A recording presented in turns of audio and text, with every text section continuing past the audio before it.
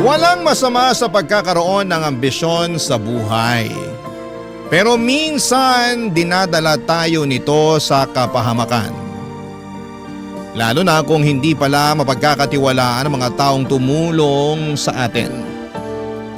Ikaw, kabarangay, meron ka bang ambisyon sa buhay na gusto mong matupad? Dear Papa Dudut, magandang araw po sa inyo at sa mga kabarangay natin na nakikinig sa Barangay Love Stories. Itago nyo na lamang po ako sa pangalang Malin, 43 years old at nagtitinda ng tinapa at iba pang mga isdang pinatuyo dito sa palengke sa Quiapo. Tuwing tanghali ay hindi talaga mawawalang pakikinig namin sa inyong programa at masasabi ko na naging parte na kayo ng araw-araw naming pagtitinda, Papa Dudut. Magkahalong saya at lungkot ang nararamdaman ko sa tuwing nakakapakinig ng mga kwento na ibinabahagi ng mga kabarangay natin. Isang araw ay naisip kong magpadala ng sarili kong istorya sa inyong istasyon. Buti na lamang at tinulungan ako ng anak ko para makapag-email sa inyong programa. Magsisimula ang kwento ko taong 2000 kung kailan 18 anyos pa lamang ako nang dalhin ng tiyahin ko dito sa Maynila mula sa probinsya namin sa Aklan. Bata pa lamang ay pangarap ko na talagang makatungtong sa lugar na ito dahil marami akong mga magagandang kwento na naririnig at nababasa tungkol sa Maynila. Pero dahil mahirap lang ang buhay namin sa probinsya ay natakot ako na baka hanggang pangarap na lamang ang lahat. Buti na lamang at minsang umuwi doon ang tiyahin ko na kapatid ng nanay ko para magbakasyon. Doon nakita at naranasan niya ang hirap ng buhay namin. Maswerte kasi siya dahil may negosyo siya ritong malaking sari-sari store at bakery dahil naglakas loob siyang lumuwas upang makipagsapalaran at magtrabaho noong kaedad ko lamang siya. Dito na rin siya nakapag-asawa kaya hindi ko mapigilang humanga sa kanya, Papa Dudut. Tapos, inalok niya ako kung gusto ko raw bang sumama sa kanya sa Maynila para tumao sa tindahan niya at ang sweldo ko ay ang pagpapaaral niya sa akin sa kolehiyo. Siyempre hindi na ako tumanggi at agad kong sinunggaban ang opportunity na yon, Papa Dudut.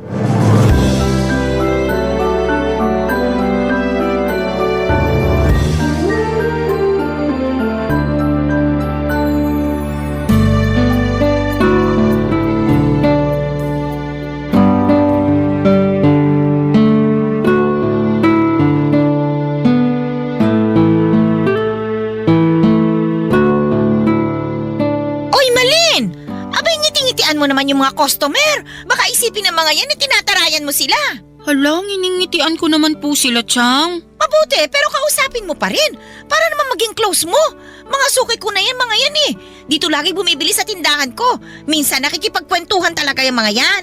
Oo nga po eh. Kaso hindi ko naman maintindihan yung iba nilang kwento. Basta na lang kasi sila nagsasalita tapos nagsasabi pa ng kung ano-ano. Abay, sakyan mo na lang. Ganun talaga yung iba eh. Baka walang kausap sa kanila. Kaya kung kani-kanino na lang nagkukwento. Pag nagkwento sa'yo, sagutin mo. Para lang kunwari nakikinig ka sa kanila. Aalis din naman yung mga yun. Sige po, susubukan ko na po na mas makinig sa kanila. Ganyan talaga. Bawal dito sa tindahan ko yung hiya-hiya. Hindi ko lang po kasi mapigilan. Pakiramdam ko kakainin ako ng buhay ng ibang customer. Lalo na yung mga lalaki. Ha? Bakit naman? Kasi po kung makatingin para akong hinuhubaran eh. Sobra ka naman sa hinuhubaran. Baka naninibago lang sa'yo kasi nga bagong salta ka dito eh. Kahit siguro ako yung customer na makakita sa'yo, titinan din naman kita mula ulo hanggang paa. Ganun po ba talaga yung mga taga Maynila? Ano bang pinagsasasabi mo dyan? Yung grabe makatingin. Ay, hindi ka ba nakikinig? Siyempre, naninibago sa'yo kaya ganun yun. Pag nasanay naman sila sa pagmumukha mo, hindi ka na nila papansinin. Pasensya na po kasi naninibago lang din ako. Ay, alam ko naman yon. Pero sabi ko nga sa'yo, bawal dito sa tindahan ko yung hiya-hiya. Hindi lang naman dito sa tindahan ko, no? Kundi sa buhay na rin. Alam mo ba, dumaan din naman ako sa edad mong yan nung araw. At aaminin ko ha, medyo mahihiyain din ako. Lalo na nung bagong salta lang ako rito sa Maynila. Pero sinantabi ko yung hiya na yun. Kinapalan ko yung mukha ko para makapaghanap ng matinong trabaho at kumita ng pera. Tapos, nilakasan ko lang din ang loob ko na talagang makipagsapalaran sa negosyo. Kaya nga naitayo ko tong tindahan at bakery ko eh. Mahirap po ba? Mahirap ang ano? Yung pinagdaanan nyo nung araw? Abay oo naman! Sobrang hirap! Palagi nga akong umiiyak nun kasi may pagkabalat sibuyas ako. Lalo na pag pinagagalitan ako ng amo ko nung nagtatrabaho ako sa karinderya bilang dishwasher at servidora. Naku po! Ang sama-sama ng loob ko talaga sa kanya. Pakiramdam ko, pinahihiya niya ako nun sa ibang mga customer namin. Pero napagtanto ko na pinangangaralan lang niya pala ako. Pinagsasabihan niya lang ako ng dapat at hindi ko mga dapat gawin para matuto ako. Aba, simula noon, tinandaan ko lahat ng mga sinabi niya at dinala ko yun sa puso ko hanggang ngayon. Ang galing nyo naman po. Abay, oo naman. Kasi nga, tinapangan ko. Tinatagan ko yung loob ko. May gusto kasi akong patunayan sa sarili ko noon. Ayokong umuwi sa probinsya natin ng talunan. Na walang napapala sa pagluwas ko rito sa Maynila nung araw. Kaya nga dapat ganun ka rin. Partida pa ha. Hindi pa ako nakapag-aral ng kolehiyo noon. Ikaw nga napakaswerte mo kasi pinag-aaral kita. Kaya nga po nagpapasalamat ako sa inyo ng husto. Walang anuman yun. Sadyang naawa lang talaga ako sa nanay mo. Kasi nga, sobrang hirap ng buhay ninyo sa probinsya natin eh. Nanay mo rin naman kasi ang may kasalanan. Hindi sumama sa akin dito nung araw at mas piniling manatili dun sa lugar natin. Kesyo, ayaw daw niya rito, magulo raw at ayaw raw niyang iwan yung magulang namin. Yan, tinamang napala niya. Nakapag-asawa ng mahirap at nagtitinda na lang ng tinapa para mabuhay. Wala naman po sigurong masama sa pagtitinda ng tinapa. Marangal naman pong trabaho yun, Chang. Marangal nga, pero mababa ang kinikita. Maliit. Kaya kayo isang kahig, isang tuka eh. Simula ngayon, dapat baguhin mo na yung pag-iisip mo.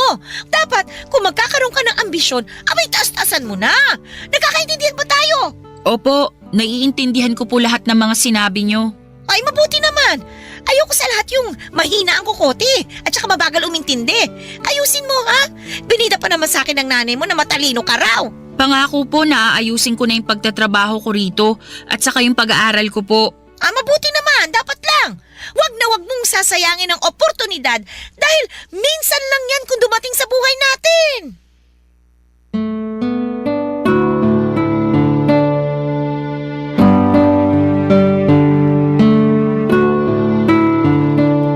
Papadudot, 6 kaming magkakapatid at ako ang pangatlo. Mangingisda ang trabaho ng tatay namin samantalang nagtitinda naman ang tinapa si nanay.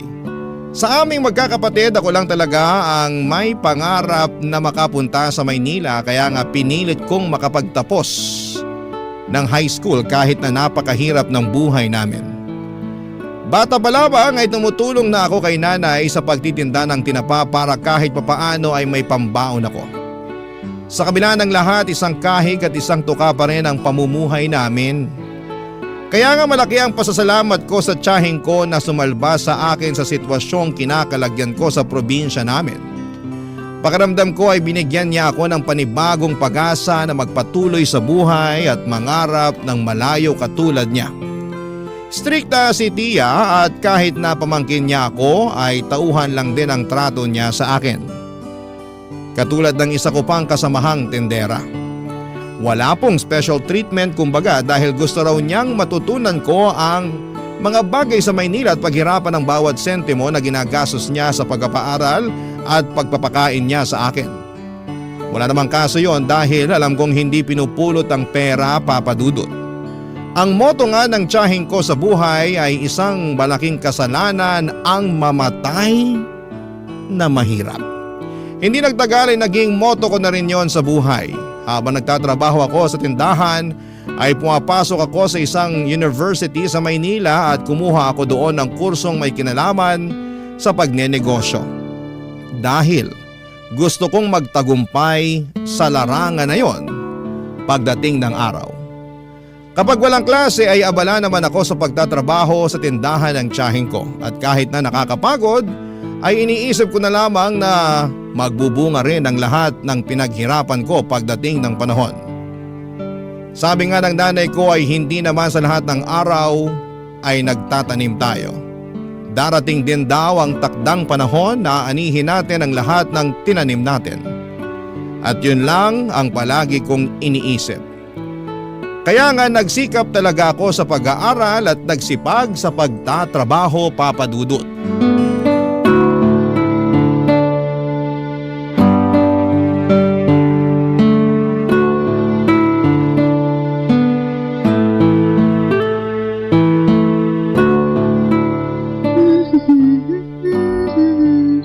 Nako, ang dami namang duming nakasiksik sa sulok ng mga upuan. Buti na lang naisipan kong magwalis. Kung hindi, baka makita pa to ni Chang. Anong makikita ni Mama? Butiki! Sa gwapo kong to? Mukha akong butiki sa'yo? Hindi ko naman sinasadya, Jordan. Nagulat lang kasi ako dahil nandyan ka pala. Akala ko nandun ka sa kwarto mo. Kanina yon. Nagutom ako kaya lumabas ako. Kukuha sana ako ng pagkain sa ref kaso nakita kitang nakatuwad dyan. Anong nakatuwad? Ay, mali. Sorry, hindi ka pala nakatuwad. Hindi naman talaga. Pero nakaano ka? Ano, yung pinapakita mo yung balakang mo, tsaka… Wala akong pinapakita, nagwawalis ako. Nagwawalis ka. Kitang-kita ko tuloy yung malaki mong balakang. Ha? Ang bastos mo naman? Di bastos yun, no? Pinupuri nga kita eh. Paanong pinupuri yun? Pinapansin mo yung balakang ko. Pansin na pansin naman kasi, tsaka baka hindi ka lang sanay. Anong sinasabi mo hindi lang ako sanay? Na pinapansin yung balakang mo. Alam mo dito sa Maynila, normal na yung ganyan. Karamihan nga sa mga babae natutuwa kapag sinasabihan sila na medyo malaki yung balakang nila eh. Pati na yung puwetan nila at saka hinaharap. Tuwan-tuwa sila pagka napapansin yung mga yun. Dami kaya nangangarap ng ganyang katawan katulad sa'yo. Pasensya na pero hindi naman ako lumaki rito sa Maynila. Kaya hindi ako sanay na pinapansin yung katawan ko. Probinsyana ka nga pala kasi kaya hindi ka sanay. Wala naman sigurong masama sa pagiging probinsyana, di ba? Wala nga. Pero kung kumilos kasi kayo para kayong nasa panahon ng kopong-kopong. Masyado kayong konserbatibo na wala na sa lugar. Lahat na lang binibigyan nyo ng mali siya. Para sa kaalaman mo, hindi lahat ng nasa probinsya ay konserbatibo. At saka hindi kasalanan ng isang babae na maging konserbatibo siya. Ibig sabihin lang nun, may respeto siya sa sarili niya. Pag hindi ba konserbatibo, wala nang respeto sa sarili? Depende kung paano mo titignan. Pero sana marunong ka ring rumispeto sa iba. Depende yun sa tao kung rerespetuhin ko. Pero kung ikaw, wag na lang. At bakit naman? Bakit? Sino ka ba? Hindi ka nga taga rito eh. Papaalala ko lang sa'yo probinsyana ka na nakapunta rito sa Maynila kasi naawa sa'yo yung nanay ko. Kung di naman dahil sa kanya, kung di kanya dinala dito, sigurado ako na habang buhay kang mabubulok dun sa probinsya nyo. Sobra ka naman magsalita. Hindi ka ba tinuruan ng mabuting asal?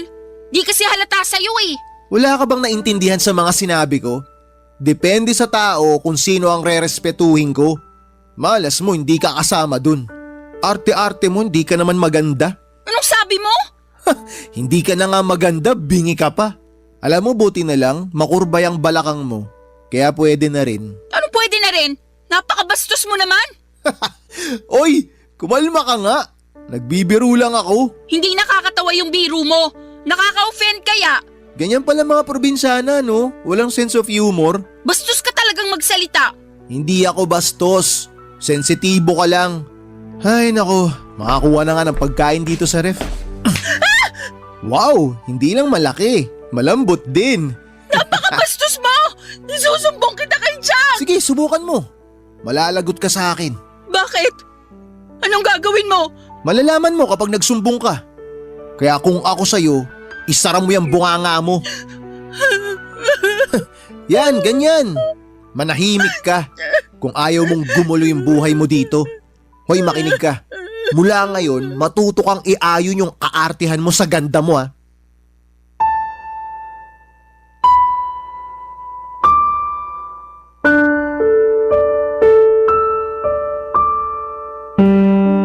Papa Dudut, may 2 anak na lalaki ang tiyahing ko at si Jordan ang panganay. Nasa 3 taon na siya noon sa kolehiyo at sa parehong eskwelahan kami nag-aaral. 21 years old na ang pinsang kong yon. Malaking lalaki po si Jordan kung ilalarawan ko.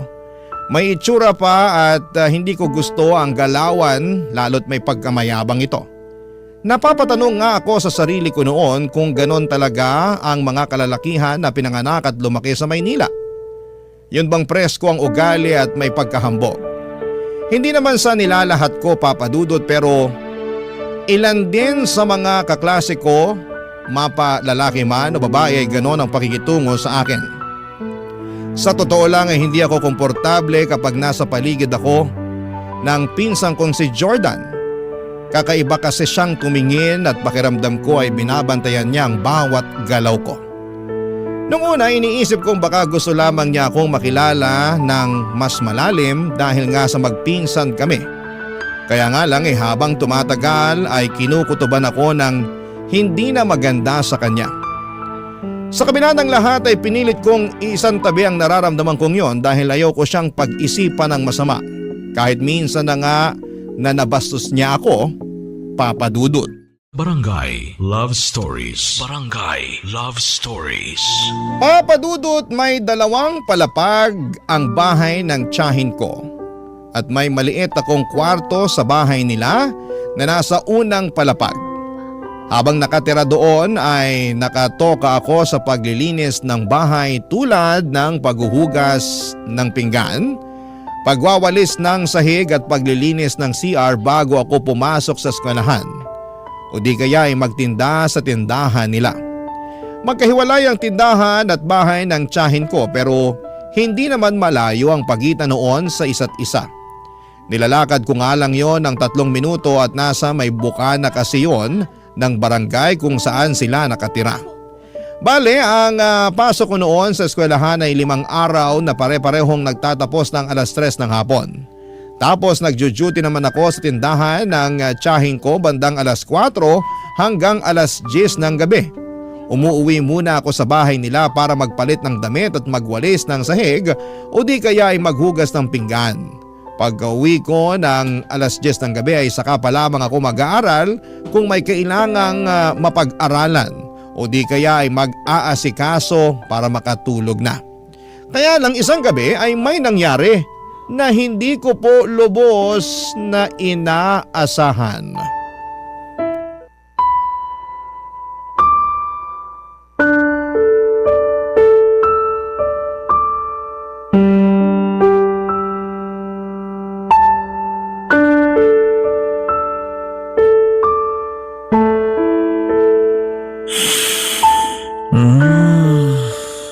Bang-bang na naman. Ang sarap nito, halik-halikan. Ano ginagawa mo? Shhh! Huwag kang maingay. Mamaya may makarinig sa atin eh. Aray! Bakit mo ako tinadyakan? Nagtatanong ka pa talaga? Ikaw, bakit ginawa mo sa akin yan? Ginawa sa'yo ang ano? Yung pumasok dito sa kwarto ko, tapos hinahalik-halikan mo pa yung hita ko! Hoy, pwede ba hinaan mo yung bibig mo? Baka magising si mama at papa tapos kung ano pang isipin ng mga yun. Mabuti nga para malaman nila yung ginagawa mo! Sinabing huwag kang maingay. Ano ba? Bitawan mo ko! Tatanggalin ko lang tong kamay ko sa bibig mo kapag nangako ka sa akin na mananahimik ka na. Ano? Hindi ko to tatanggalin hanggat hindi ka nangangako sa akin na hindi mo ko isusumbong kay mama at papa. Mangako ka! Oo, ako! Tumango ka kung naiintindihan mo ako. Tango! Buti naman nagkakaintindihan tayo. Ang sama-sama mo! Nakainom lang ako. Tsaka hindi ko naman sinasadya eh. Anong pinagsasabi mong di ba sinasadya? Pumasok ka sa kwarto ko, tapos may gusto kang gawin sa akin kung hindi ako nagising. Ang sabi ko nga, nakainom lang ako. Wala naman akong gagawing masama sa'yo. Tsaka hindi ko sinasadya na pumasok dito sa kwarto mo. Aray. Grabe, ang lakas ng pagkakatadyak mo sa akin. Sakit ng tagiliran ko. Kulang pa nga yan! Dapat sa'yo sinusumbong sa mga magulang mo para malaman nila na meron silang manyakis na anak. Sinong manyakis? Sino pa ba? Di ikaw? Uulitin ko lang ha. Wala akong ginawang masama sa'yo. Tsaka ipapaalala ko lang na nasa bahay ka namin. Kung magsusumbong ka, sigurado ka bang maniniwala ang mga magulang ko sa'yo? Baka nakakalimutan mo kung sinong anak sa ating dalawa. Ang sama-sama mo! Masama na kung masama, wala akong pakialam. Pag nagsumbong ka kay mama, gagawin ko lahat, mapalayas ka lang dito sa bahay namin. Baka gusto mo bumalik sa probinsya nyo para magtinda ka na lang din ng tinapa kasama ng nanay mo. Siyempre hindi. Kaya nga ako sumama sa mama mo para magtrabaho rito kapalit ng pagpapaaral niya sa akin. Pero sana naman kahit probinsyana lang ako at mahirap lang ang buhay namin sa probinsya, matuto ka pa rin rumispeto. Hindi ka nga kasi karespe-respeto. Nakainom lang ako kaya dito ako pumasok sa kwarto mo. Kaya medyo hindi ako nakapag-isip ng matino. Ang bata mo pa, pwede ka na bang uminom at magpakalaseng? Oo naman, matanda na ako. Pwede ko nang gawin kahit na anong gusto ko. Ayusin mo yung pagdadala ng alak. Hindi yung imbis na sa tiyan mapupunta ay umaakit sa ulo mo kaya apektadong pag-iisip mo. Manahimik ka na, dami mong sinasabi. Totoo naman eh. Ay, pupunta na nga ako sa kwarto ko. Wala naman ako mapapala sa'yo. Umalis ka na at huwag ka nang babalik. Bakit naman ako babalik? Taas naman ang tingin mo sa sarili mo. Kala mo maganda ka? Pangit mo, tanga. Alis na sabi! Oo, eto na, alis na. Masyado ka namang atat. Eto, lalabas na nga oh. Sa susunod maglalak ka na ng kwarto mo ah. Bida-bida ka rin eh. Baka mamaya sinadya mo lang talaga na hindi ilak tong pinto para may makapasok dito sa kwarto mo. Anong pinagsasabi mo? Nakalimutan ko lang ilak yung pinto ko pero hindi ibig sabihin basta-basta mo na lang akong papasukin dito. Kasalanan mo naman pala eh. Sisihin mo sarili mo. Huwag ka nang bibintang ng ibang tao. Papa Dudut, siguro'y nakatulog na ako noon ng ilang oras nang mangyari ang pagpasok ni Jordan sa kwarto ko. Hindi ko na maalala kung nakakandado ko or nakandado nga ba ang pintuan pero mukhang hindi dahil sa sobrang pagod. Kaya siguro'y nakapasok na siya. Gulat na gulat ako at takot na takot dahil sa ginawa niya sa akin ng gabing yon. Nasa impluwensya pa siya ng alak at pinagbantaan pa ako na huwag magsumbong sa tiyahin ko kundi mananagot ako sa kanya. Ewan ko Papa Dudut pero para na lamang akong napipi at napatango na lamang sa kanya bilang pagsang-ayon ng gabing yon. Tapos ay kita ko sa pagmumukha niya na wala siyang pagsisisi. Tiningnan niya pa ako ng masama saka sarkastikong tumawa bago lumabas ng kwarto ko. Pagkalabas niya ng pintuan ay dali-dali ko yung kinandado sabay halukip-kip ng sarili ko. Tandang-tanda ko na hindi ako masyadong nakatulog ng maayos ng gabing yon. Hanggang mag-umaga sa takot na maulit pa ang mga nangyari, Papa Dudut.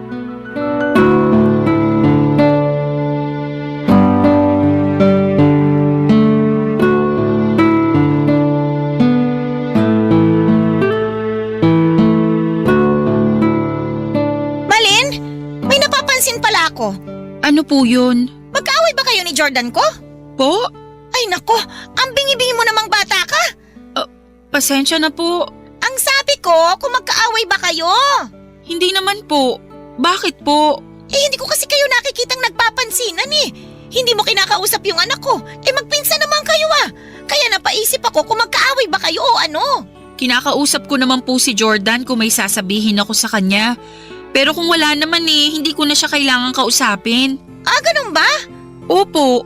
Sayang naman kasi mabait pa naman yung anak kong yun. Alam mo ba, paborito ko yan kaysa dun sa kapatid niya eh. Pero pareho ko naman silang mahal dahil mga anak ko sila. Kaya lang, natatangi talaga yang si Jordan.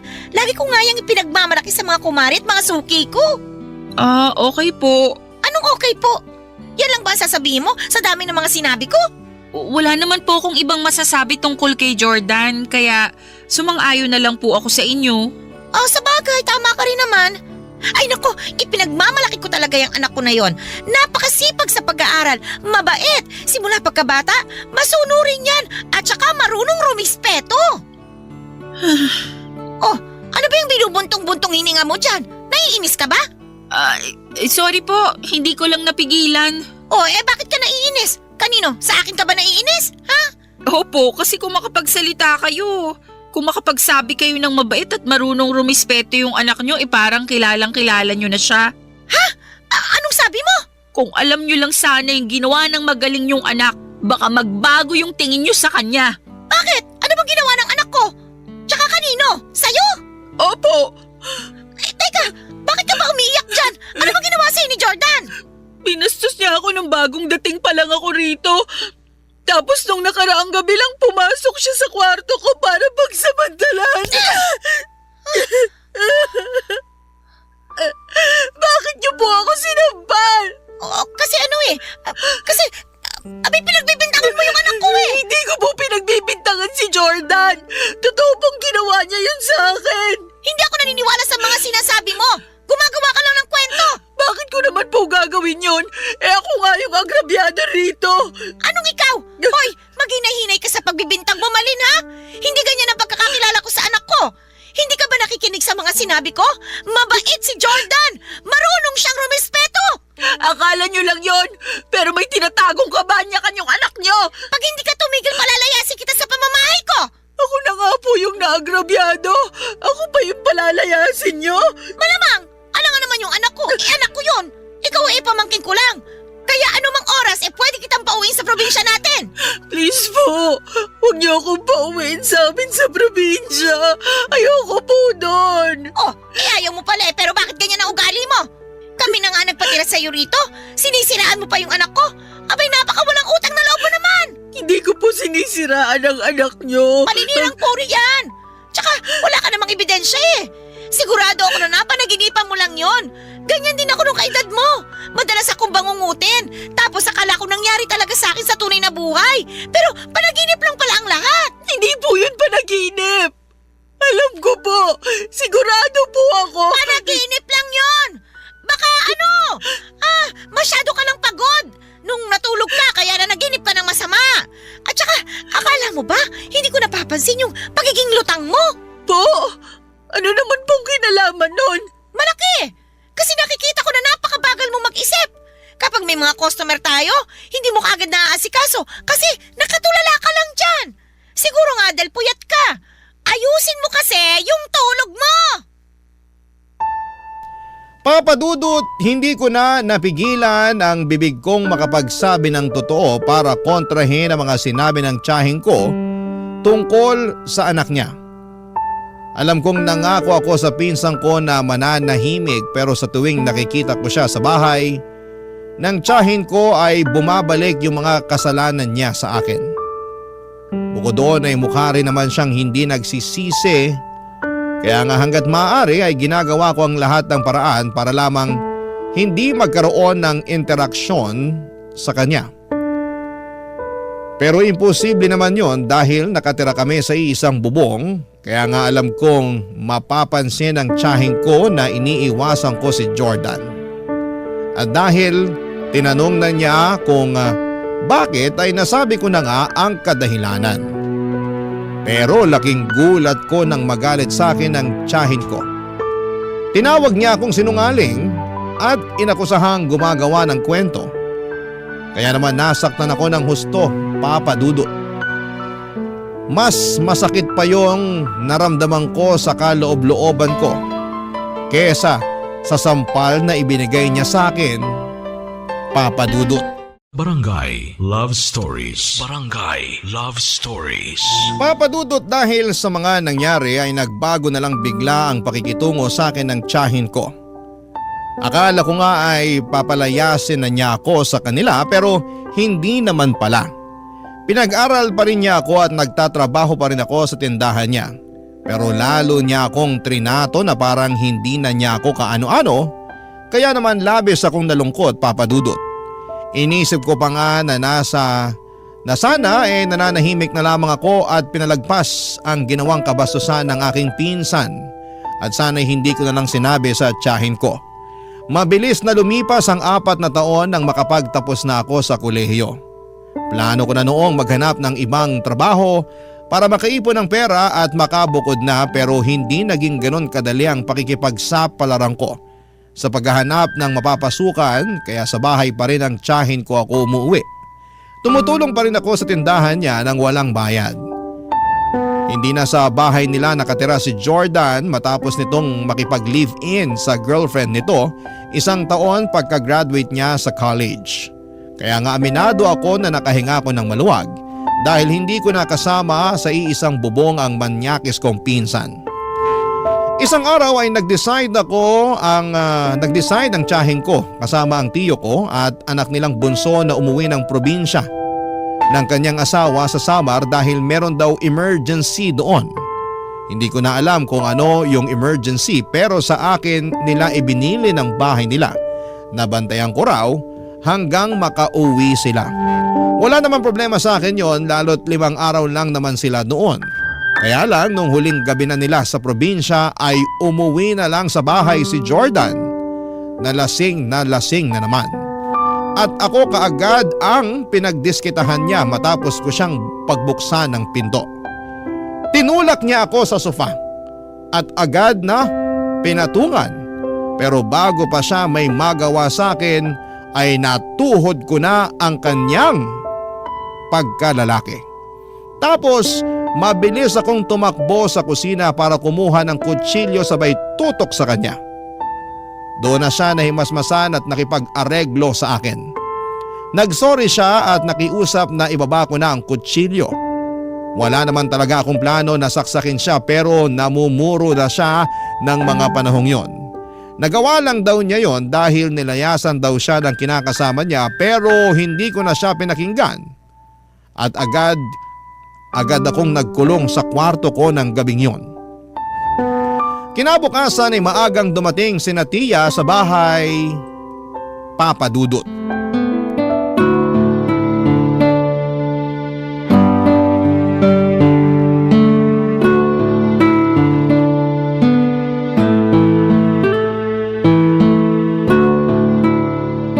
Grabe ma, sobrang namiss ko po tong luto nyo. Oo nga eh. Simula nang umalis ka rito sa bahay para makipag-live-in dun sa girlfriend mo, marami na akong luto na hindi mo nakain. Ay, kumusta na nga pala yung kinakasama mo? Hiwalay na po kami. Ano? Kailan pa? Noong 1 linggo pa po. Oh, bakit ngayon mo lang sinabi sa akin? Naunahan na po ako ng hiya. Hindi po kasi ako nakinig sa inyo nung sinabi nyo na masyado pang maaga para bumukod kami. Akala ko po kasi kaya na namin eh. Kaso, ultimo yung mga maliliit na bagay, maliliit na problema, pinag-aawayan namin ng matindi. Maliit lang ba na problema yung dahilan kaya kayo naghiwalay? Parang ganun na nga po, mga maliliit na bagay na nagpatong-patong na. Tsaka kasalanan ko rin naman po kung tutusin kasi napagbuhatan ko siya ng kamay nung huling beses na nag-away kami. Good morning po, Chang. Oh, Malin, andyan ka lang pala sa kwarto mo. Bakit ngayon ka lang lumabas? Masama po kasi yung pakiramdam ko kaya… Weh, masama ang pakiramdam. Talaga lang ha. Baka ayaw mo akong makita kaya nagkukulong ka sa kwarto mo. Sinong gugustuhin makita yung pagmumukha mo pagkatapos ng ginawa mo sa akin kagabi? Sige nga. Uy, wala akong ginawa sa'yo kagabi ha. Wala pa pala sa'yo yung kamuntikan mo na naman akong pagsamantalahan dahil lasing ka at malungkot sa paghihiwalay nyo ng kinakasama mo? Ha? Saan naman ang galing yan? Teka nga, Malin, ano ba yung pinagsasasabi mo dyan? Yang magaling yung anak ang tanongin ninyo kung anong ginawa niya sa akin nung bigla na lang siyang umuwi rito sa bahay niyo kagabi. Anong ginawa mo kay Malin? Wala akong ginagawa sa kanya ma. Oh, wala naman daw pala eh. Siyempre yun po talagang sasabihin niya. Kasi sino ba namang tao ang gumawa ng mali na aamin sa kasalanang nagawa niya? Wala naman po, di ba? Alam mo ikaw, maghinay-hinay ka sa pagbibintang mo sa anak ko ha? Pag hindi ako talaga nakapagtimpi, baka masampal na naman kita. Huwag niyo naman po sanang kampihan yung anak niyo, Chang. Natural, anak ko to eh. Malamang kakampihan ko siya. Kahit na gumawa siya ng mali, ikakampihan niyo pa rin dahil anak niyo? Ganun po ba yon? Hoy, wala akong ginawang mali sa'yo. Masyado kang imbento. Ikaw ang sinungaling! Ang kapal ng mukha mong walang yaka. Ma, huwag ka maniwala sa babaeng yan. Sinisiraan niya lang ako sa inyo. Bakit ko naman gagawin yon? Anong mapapala ko? Alam ko na gusto mong gawin. Kinukuha mo loob ng mama ko kasi sip-sip ka. Tumigil na nga kayo, pwede ba? Naiingayan na ako sa inyo eh. Tsaka, mahiya naman kayo sa mga natutulog sa itaas. Paano na lang pag binaba tayo rito ng tatay mo? Ha, Jordan? At magtanong kung bakit tayo nagsisigawan dito. Sige nga! Bakit po ako tinatanong nyo? Bakit di nyo pagsabihan niyang si Malin? Kaya nga! O ikaw namang babae ka. Ano ba talagang problema mo, ha? Bakit ba lagi mo nalang pinagbibintangan itong anak ko? Hindi po ako nang bibintang. Totoo po yung sinasabi ko. Siyempre hindi deny ni Jordan yun. Wala akong i-deny kasi wala namang kailangang i-deny. Wala akong ginawang masama sa'yo. Maraming beses mo na akong ginawa ng masama. Pinsan mo pa naman ako, pero hindi mo na ako nirespeto. Hoy! Maghinay-hinay ka sa pagsasalita ng ganyan sa kung sino ka lang sa pamamahay na ito. Hindi ko po nakakalimutan at nagpapasalamat po ako kasi pinatira niyo ako rito sa bahay niyo at pinag-aral. Pero pakiramdam ko hindi na po ako ligtas dito kasama yung anak niyo. O anong gusto mong gawin ko? Kung uuwi na ulit dito si Jordan at dito na siya titira, alangan namang siyang mag-adjust sa'yo. Kung ganyan lang din pala na may issue ka dito sa anak ko, bakit hindi na lang ikaw lumayas? Tutal, tapos na naman kitang pag-aralin eh. Kaya bahala ka na sa buhay mo. O ngayon, para malinaw sa ating dalawa, simula sa araw na ito, pinalalayas na kita dito sa bahay ko. Papa Dudut, wala na akong nagawa para baguhin ang isip ni Tia nang palayasin niya ako sa pamamahay nila. Umiyak na lamang ako at tinitigan ang masama ang pinsang kong si Jordan bago sila tinalikuran para mag-impake ng gamit at damit ko. May sinabi pa ang tiyahin ko tungkol sa pagiging walang utang na loob ko, pero hindi ko na siya masyadong pinakinggan. Dali-dali akong umalis sa bahay nila kahit na wala pa akong kain at ligo ng mga panahong yon. Sa totoo lang ay gustong-gusto kong magsumbong sa pulis, pero natakot ako sa pwedeng gawin sa akin ng tiyahin ko. Pinagbantaan din niya ako na magpapakalat siya ng masamang kwento tungkol sa akin sa probinsya para masira ko. Kaya naman hindi niyo ako masisisi kung pinanghinaan ako ng loob ng mga sandaling yon. Siguro ako pa rin talaga yung probinsyana na kinuha niya sa Aklan at pinag-aral sa Maynila. At kahit na ilang taon na ako rito ay hindi ko pa rin nagawang baguhin noon ang dati kong sarili. Na mahiyain at mahina ang loob. Kaya naman mas pinili ko na lamang na kimkimin ang lahat at nag-focus sa paghahanap ng trabaho habang naghahanap ng matutuluyan. Sobrang hirap dahil naranasan kong matulog sa kalsada noong araw lalo at wala pa akong nahahanap na mapagkakakitaan. Buti na lamang at may mabuting loob na tumanggap sa akin bilang tindera at tagahugas ng pinggan sa isang kainan kaya nagsimula na akong kumita ng pera. Gustong-gusto ko nang umuwi noon sa Aklan. Pero ayaw ko pa rin naman dahil wala pa ako kaya nag-ipon na lamang ako ng pera para may panggastos ako, Papa Dudut. Mabilis na lumipas ang 9 na taon na kapag-asawa na ako rito at nagkaanak. Tapos ay nakarating na lang sa kaalaman ko na namatay na pala ang pinsang kong si Jordan matapos masangkot sa isang aksidente sa motor. Dahil awang-awa ako noon sa tiyahin ko ay pinuntahan ko siya sa bahay nila dahil gusto kong makiramay sa kanya kaya lang ay hindi na pala ako welcome doon, Papa Dudut.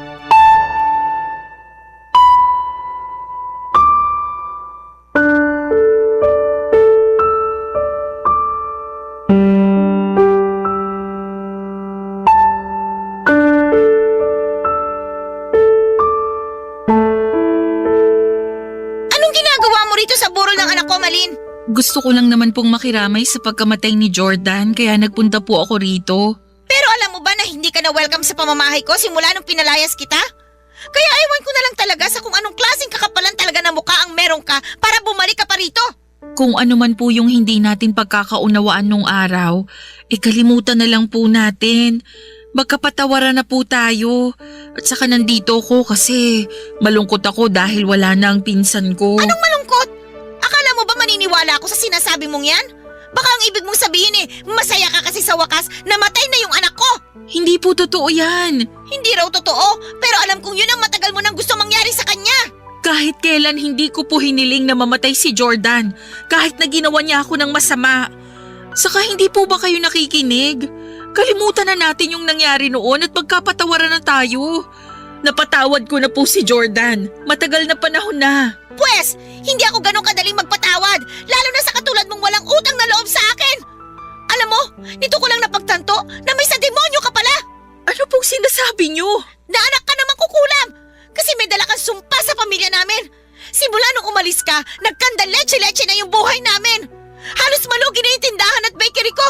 At kulang na lang magsara na.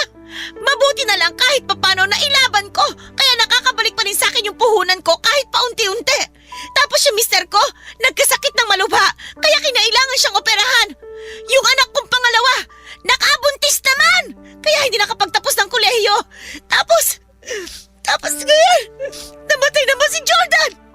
Lahat yun, kasalanan mo. Wala po akong ginagawang masama sa pamilya niyo, Chang. Ako nga yung ginawa ng masama ni Jordan, tapos hindi niyo naman ako pinaniwalaan. At bakit? Sino ka para paniwalaan ko, ha? Kaya siguro kayo kinarma kasi masama talaga ang ugali niyo. Anong sinabi mo? Sabi ko, masama talaga ugali niyo. Kunwari lang kayong concern kayo sa akin kaya tinulungan niyo ako makapunta rito sa Maynila at pinag-aral. Pero sa huli, sinusumbatan niyo lang din ako. Kahit kailan, wala ka talagang utang na loob! Malaki po ang utang na loob ko sa inyo. Nire-respeto ko kayo bilang tiyahin ko at nagpapasalamat ako sa inyo ng husto dahil tinulungan niyo akong makapag-aral at makaalis sa probinsya namin. Pero sobra-sobra po yung kapalit nun sa akin. Wala po kayong alam kung paano ako nabuhay sa takot at kaba pag nasa paligid yung anak niyo. Simula nung ginawa niya ako ng masama.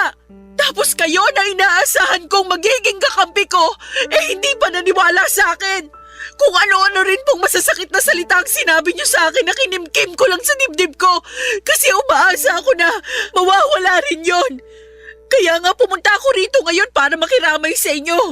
Kaya lang pinapasama niyo na naman yung loob ko. Sana kasi hindi ka nalang pumunta dito eh. Sana hindi ka nagpakita sa akin. Kasi ayaw ko naman makita yung pagmumukha mo talaga. At kahit ano pang sabihin mo, hindi ako naniniwala na wala kang dalang malas. May sakampun ka ni Satanas. Kaya lumayas ka na ngayon sa harap ko. Hindi niyo na po ako kailangan palayasin. Dahil aalis po talaga ako. O ano pang hinihintay mo? Pasko? Bagong taon? Alis na! At wag ka nang magpapakita pa sa akin! Papa Dudut, pinagsisihan ko na po na pumunta pa ako sa burol ng pinsan ko matapos akong ipahiya at palayasin ng tiyahin ko. At kahit na hanggang makauwi ako sa bahay namin ay iyak ako ng iyak.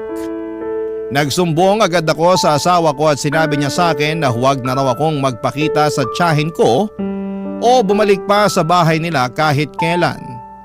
Bagay na sinang-ayunan ko naman. Hindi ko lang mapigilang malungkot dahil sincere naman at seryoso ang pakikiramay ko sa kanya ng panahong yon. Pero siguro'y hindi na talaga kami magkakasundo pa. Nasaktan lang din ako noong sinabi niyang may dala akong kamalasan at sumpa sa pamilya nila samantalang ako na nga ang ginawa ng masama ng anak niya noon. At hindi niya ako pinaniwalaan kaya siguro'y nakarma sila. Pero hindi naman ako humiling noon. Baka kusa lang talagang binigay sa kanila yon ang kapalaran. Simula noon ay pinutol ko na nga ang ugnayan sa tiyahin ko at sa pamilya nila. Kung tatanungin ninyo ako, kung may balita pa ako sa kanila ay wala na po masyado.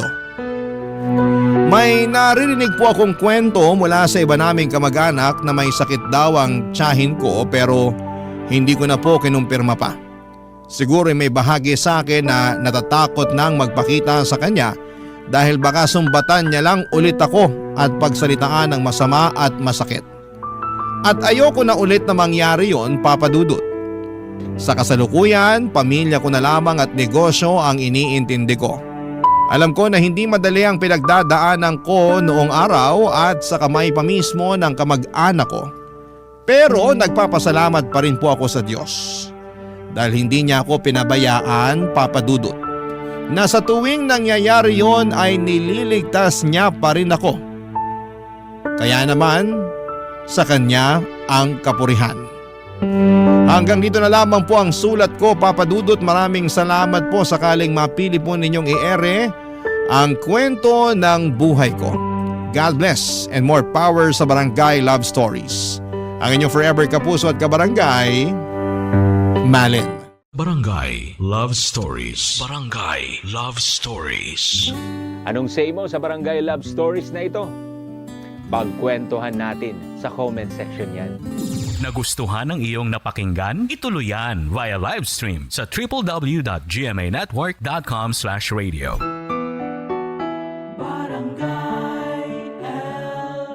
In Mega Manila, 97.1. Forever her.